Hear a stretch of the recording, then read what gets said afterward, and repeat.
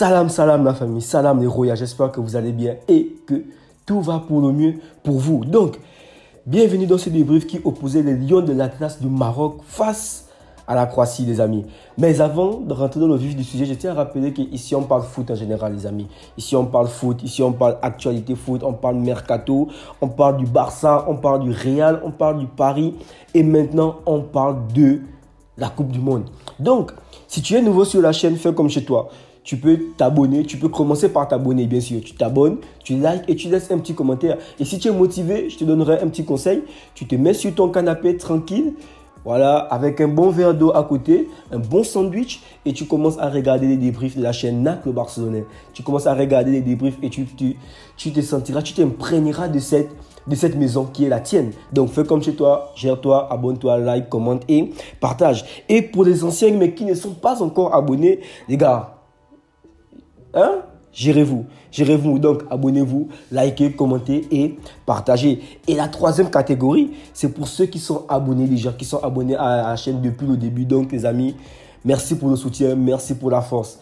Mais une chose, participez aussi dans les commentaires. Donc, on avance ensemble. Intro. On vous souhaite à tous bonne chance, à toutes les équipes qualifiées, bonne chance. Donc les amis, question. Est-ce que vous vous attendiez à ce que je fasse ce débrief? Bon, là, je pose cette question plus aux anciens.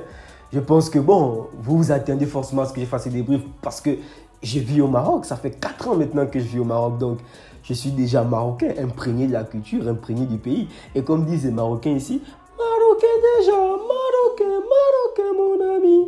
Donc, il était évident que je fasse ce débrief en fait. Parce que le Maroc, l'équipe du Maroc est une équipe que j'aime beaucoup. Et le pays aussi, c'est un pays qui, en termes de football, c'est un pays qui aime beaucoup le football ici.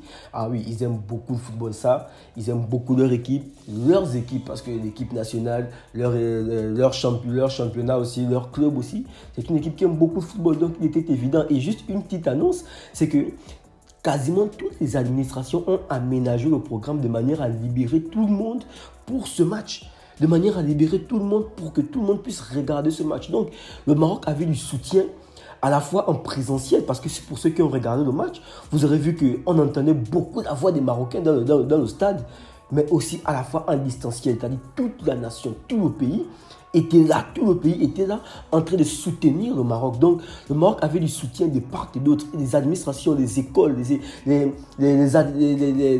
bureaux ont libéré du temps de manière à ce que tout le monde puisse regarder ce match. Est-ce que ce n'est pas juste beau ça? Est-ce que ce n'est pas la démonstration que ce pays-là aime ses joueurs, ce pays-là aime son football et ils sont très fiers de leur football et nous aussi nous sommes très fiers.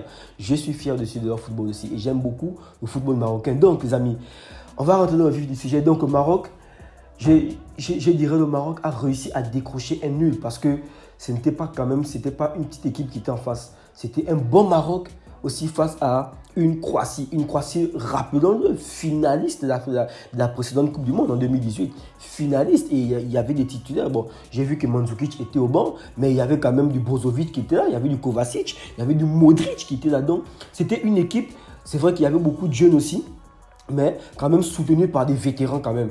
Et réussir à accrocher ce nul-là, parce que niveau mental, imaginez-vous, premier match de la Coupe du Monde, avec tous les autres matchs qu'on a vus là, les remontées comme a subi l'Argentine, des blessures, en fait, bref, c'est une Coupe du Monde, avec un peu comme le Sénégal aussi, le Sénégal qui ne méritait pas de perdre, mais qui a perdu quand même 2-0 face aux Pays-Bas. Donc, vous voyez que vous venez là face aux finalistes de la précédente Coupe du Monde avec des vétérans qui sont aussi à l'intérieur. Il est évident que quelque part aussi, il y avait un peu peut-être de la tremblote parce que n'oublions pas que le Maroc, leur coach aussi, c'est un nouveau coach. Il a pris l'équipe, je pense, en mars-avril récemment, là, après la CAN. Donc, c'est évident qu'il n'a pas forcément eu assez de temps pour travailler. Et donc, l'équipe vient toute jeune et pour moi, sincèrement, c'est un gros point. C'est un gros point parce que dans le groupe F, il y a deux grands, on va dire. C'est la Croatie et la Belgique. Maintenant, le Canada et le Maroc sont juste des outsiders, sont juste on va dire des petits, on va dire ça. Et réussir à décrocher Un nul face à la Croatie dans le premier match. Je dis bien le premier match. Ce n'est pas le dernier match où le match survit, ainsi de suite. Non, mais c'est le premier match. Il y a encore du stress, il y a encore beaucoup de choses. Et réussir à décrocher un nul et décrocher un nul avec la manière. C'est juste bravo. C'est juste bravo. On a vu une équipe du Maroc très soudée, surtout défensivement. Défensivement, c'était très soudé. Mazraoui, bien qu'il soit sorti, mais chapeau, je tire ma révérence. La défense était très soudée, elle était très synchrone. Le milieu aussi, très soudé aussi, avec Amrabat aussi. Amrabat très présent aussi, ah oui, il était très présent. En tout cas, ce qui est sûr, c'est que Modric a connu Amrabat. Si Modric ne connaissait pas Amrabat avant ce match, Modric a connu Amrabat pendant ce match. Amrabat en première mi-temps, mais il était partout.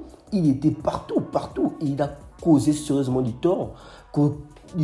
Sérieusement à Modric. Et en passant, Modric, des fautes par-ci, par-là, il n'était pas dans son match. Clairement, Modric n'était pas dans son match. Ce n'est pas du style de Modric de faire des fautes. Il y a des fautes professionnelles, il y a des fautes tactiques qu'on fait souvent. À un moment donné, quand l'adversaire est en train de partir au but, lui, il y a des fautes tactiques. Mais clairement, les fautes que Modric faisait, c'était des fautes, je dirais, inutiles.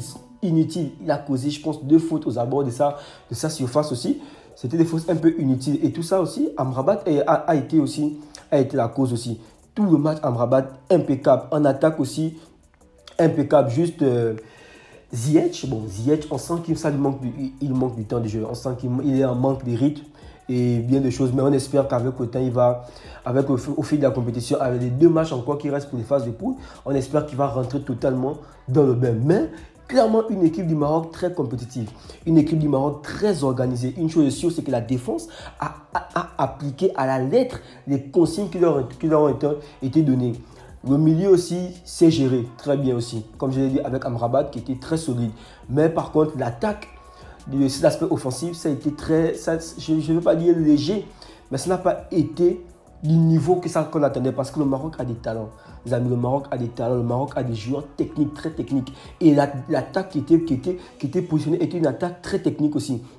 Malheureusement, ça n'a pas forcément marché. Mais le point pris, le nul fait n'est pas forcément une mauvaise chose. Car même, comme je l'ai dit, c'était face à la Croatie, les amis. C'était face à la Croatie et voilà. Ils entrent un peu dans leur Coupe du Monde. Ce qui est sûr, c'est que le Maroc a du soutien de leur pays. Ils ont du soutien aussi sur place. C'est une équipe qui peut faire des belles choses et qui nous l'a montré aujourd'hui face à la Croatie. C'est une équipe qui est capable de faire des belles choses. Elle a tenu tête à la Croatie. Ce nul-là, ce n'est pas là par chance. Ce n'est pas par chance que le Maroc a pas décroché ce nul, mais ce nul-là, ils l'ont provoqué, ils ont été percutants, ils ont été dérangeants et ils ont su bloquer les lignes offensives croates.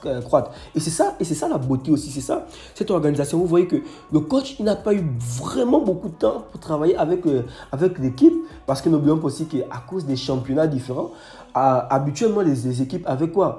Un mois pour préparer sur le mondial, mais là ils ont eu quoi? Quelques jours. Donc le coach n'a pas eu assez de temps pour travailler, mais il a quand même réussi à mettre un collectif défensif très soudé, très propre, très organisé. Et pour moi, je tire juste ma révérence. Donc, le Maroc a pris un point. Ce sera un point qui sera très crucial, les amis. Regardez le groupe C. L'Argentine a été accrochée. Ils ont pris 0 point alors qu'ils étaient favoris. Et là, le Maroc a réussi à prendre un point alors qu'ils n'étaient pas favoris dans ce match-là. Donc, vous comprenez que cette Coupe du Monde-là, c'est une Coupe du Monde lunatique. Elle est très changeante. Et le Maroc a réussi à prendre un point. Je dirais c'est un point mérité. Maintenant, est-ce qu'ils iront loin? On leur souhaite tous d'aller loin. Moi, je suis ici au Maroc. Je me dois de supporter cette nation. Bon, ce n'est pas forcément parce que je suis ici, mais c'est simplement parce que aussi j'aime cette nation. C'est une belle nation footballistique. Et on l'a vu aussi lors de la précédente CAN. Lors de la précédente CAN, le Maroc a fait des très belles choses. Et on espère qu'elle fera aussi des belles choses aussi dans cette Coupe du Monde. Donc, si tu as aimé ce débrief, si tu as aimé écouter un peu cette analyse, tu sais comment me le faire savoir. Un abonnement, un like, un commentaire et pourquoi pas aussi un partage. Et moi, je te dis au prochain débrief.